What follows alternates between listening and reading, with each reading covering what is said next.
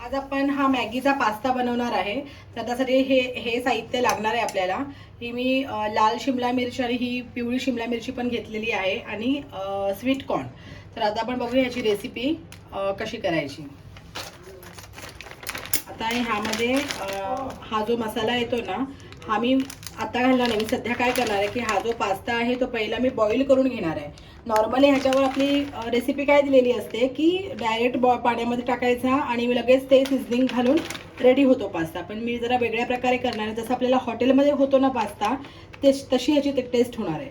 तर आपण बघूया रेसिपी. सर्वप्रथम आपण हा जो पास्ता आहे तो बॉईल करून घेऊया. मी 2 पॅकेट्स घेतलेले आहे आणि आता गॅसवर पाणी मी उकळत ठेवलेलं आहे.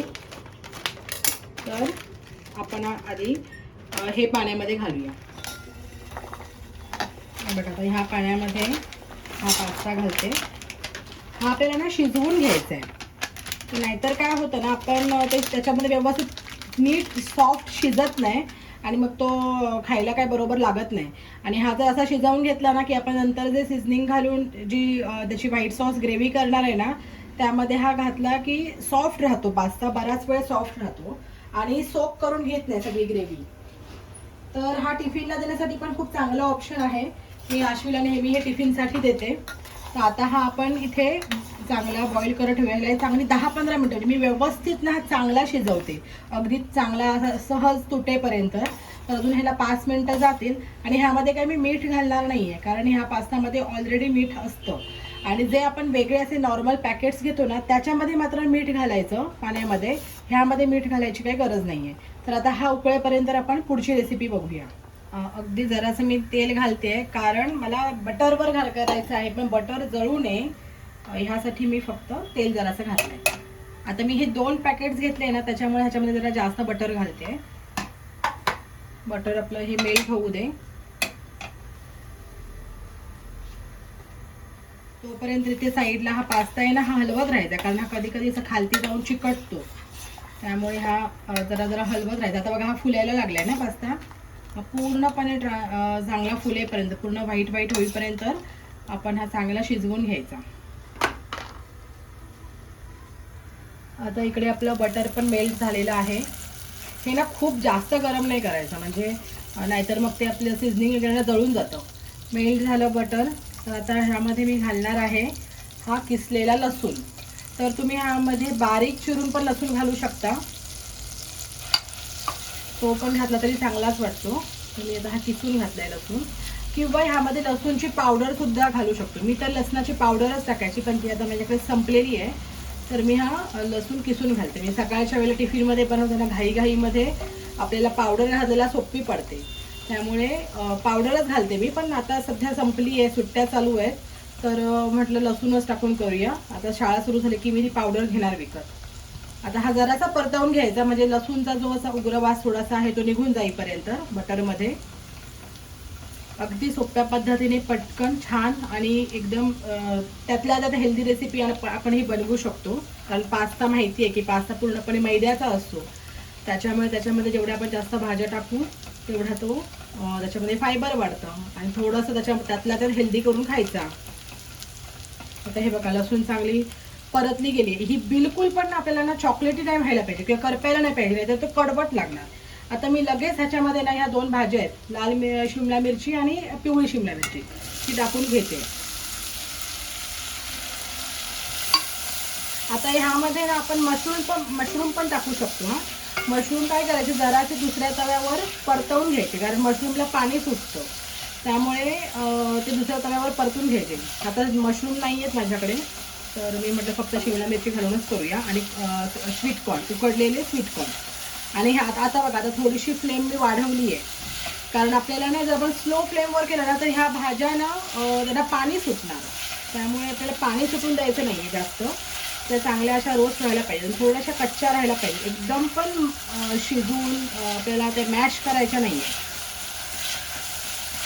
जरा परतवून घेते. आता ह्याच बरोबर मी उकडलेले कॉर्न घालते. हे पण आपल्या आवडीप्रमाणे, आपल्याला जेवढे हवे तेवढे घालायचे.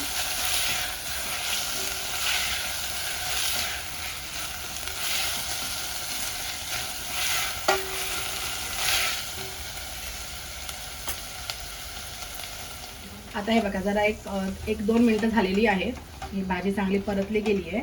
आता मी ह्याच्यामध्ये जे पिझ्झाच्या पॅकेट पिझ्झाच्या पॅकेट, आता हे बघा इथे भाजी चांगली थोडीशी शिजत आलेली आहे. तर आता पास्ताच्या पॅकेट बरोबर जे आलेले आहेत ना मसाला पॅकेट्स, सीझनिंग पॅकेट्स, ते आता मी घालते. ह्याच्यामध्ये ते मशरूमचे छोटे छोटे चंक्स पण आहेत, तरी पण ह्याच्यामध्ये तुम्ही मशरूम अजून घातले ना तर अजून छान टेस्टी होतं.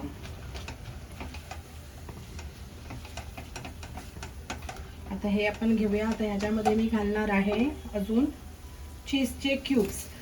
इथे तुम्ही चीजचं जे स्लाइस येतात ते पण टाकू शकता किंवा चीजचे क्यूब्स पण टाकू शकता किंवा चीजची पावडर सुद्धा येते तर ती पण टाकू शकतो.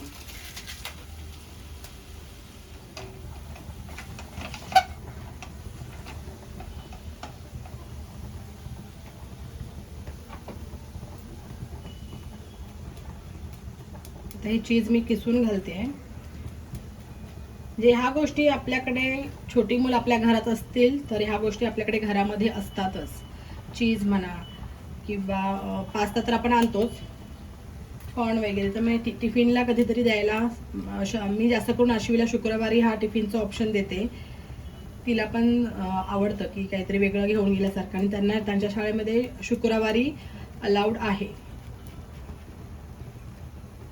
आणि तुम्ही हा असा करून बघितलात ना, बाहेर आपण हॉटेलमध्ये खातो ना पास्ता, त्यापेक्षा हा पास्ता जास्त टेस्टी होतो. तर आता आपण हे चांगलं परतवून घेऊया. आता हे बघा, आता हे सगळं सुक्क दिसतंय ना, तर आपण काय करायचं, इथे आपल्याकडे बाजूला पास्ता आपण जो ठेवलाय ना शिजवत, त्यातलं थोडंसं पाणी घ्यायचं आणि ते घालायचं, फक्त मिक्स होण्यापुरतं. मी जास्त नाही घातलंय. आणि जी आपल्याला रेस्टॉरंटमध्ये ग्रेव्ही मिळते ना, की त्याची अशी व्हाईट सॉस असतो, व्हाईट सॉस बोलतात त्याला, तर त्यासाठी काय करायचं ते सांगते.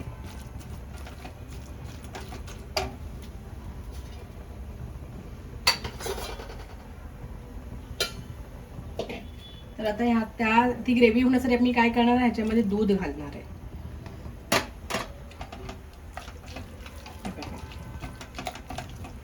आता असं ह्याच्यामध्ये ना थोडंसं आपल्याला हवं तसं दूध घालायचं. खूप जास्त नाही, म्हणजे एक अर्धा पेलाच. आता हे अगदी थोडंसं 1-2 चमचेच दूध होतं. आपल्याला जसं हवं, जेवढी ग्रेव्ही हवी त्याप्रमाणे आपण ह्याच्यामध्ये थोडंसं दूध घालायचं. फार हे 2 पॅकेट्स आहेत ना, तर अर्धा पेलाच्या जास्त दूध लागणार नाही. आणि हा, जर दूध घालायचं नसेल तर आपण ह्याच्यामध्ये दुधाची पावडर सुद्धा घालू शकतो. मी दुधाची पावडर घालून सुद्धा बनवलेला आहे.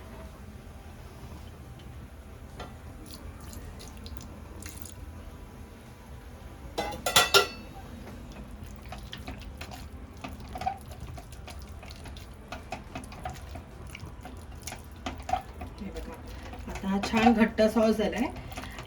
तर आता आपण ह्याच्यात काय करणार आहे, हा इकडे जो पास्ता शिजतोय, माझा मी पास्ता दाखवते. इथे मी अगदी गॅस कमी करून ठेवलेला आहे. जर तुम्हाला पास्ता तुमचा शिजला नसेल तर अशा वेळेला गॅस बंद करायचा, नाहीतर ना हे सुकत जाणार. आता इथे बघू शकता तुम्ही, हा बघा आपला पास्ता चांगला शिजलाय.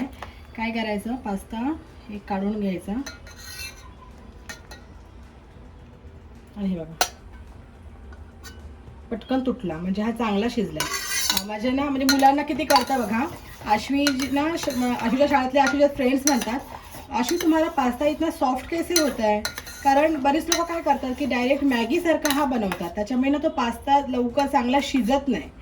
पण हा अशा प्रकारे केला ना की एकदम सॉफ्ट शिजतो आणि मग त्यांना खायला पण आवडतो, मुलांना खूप छान लागतो हा असा केला की. तर आता मी काय करणार आहे, हा गाळून ह्याच्यामध्ये घालणार आहे. आता हे बघा, आता इथे तुम्ही बघू शकता, हे बघा हे सुकत आलंय ना. मग आता काय करायचं, हे आपण पास्ता घालतो ना त्यावेळेला थोडंसं पाणी त्याच्यामध्ये येतच. आणि एकदम जर तुम्ही खूप वेळ आधी काढून पास्ता ठेवलात ना गाळत, तर तो पास्ता परत सुका होतो.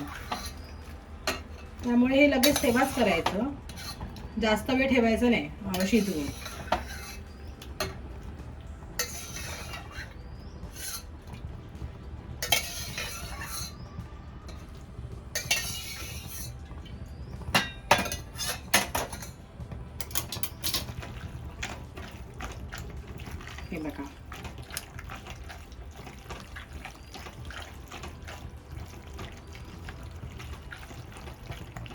झाला की नाही मस्तपैकी ग्रेव्हीवाला पास्ता रेडी.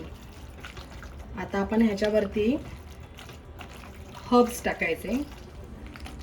आता लगेच जर तुम्ही लगेच सर्व करणार असाल तर आता ह्याच वेळेला टाकायचे किंवा सर्व करून टाकायचे. तर मी ते हर्ब्स घालते याच्यावर.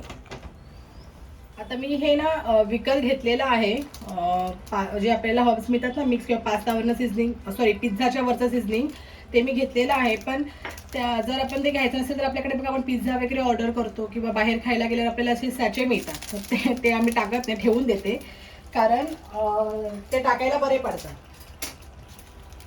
इथे आता हा टाकला की आपला पास्ता रेडी आहे. आणि आता मी गॅस बंद करते, नाही तर हा सुकत जाणार. आणि तुम्हाला जर असं वाटत असेल की आपल्याला अजून एकदम खूप जास्त ग्रेव्ही हवी असेल तर अजून थोडंसं चीज घालायचं आणि दूध घालायचं किंवा पाणी घालायचं की मग ते अजून जास्त स्लरीवाला छान पास्ता तयार होतो.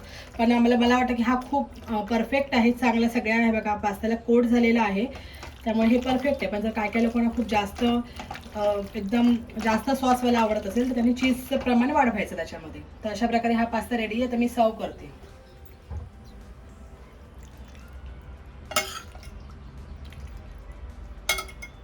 आता हे बघा आपला पास्ता रेडी आहे. आणि जर तुम्हाला थोडं तिखट हवं असेल, मोठ्या माणसांना खायचं असेल, तर ह्याच्यावर आपण चिली फ्लेक्स टाकून घेऊ शकतो. तर अशा प्रकारे हा आपला घरचा त्यातल्या त्यात हेल्दी पास्ता रेडी आहे.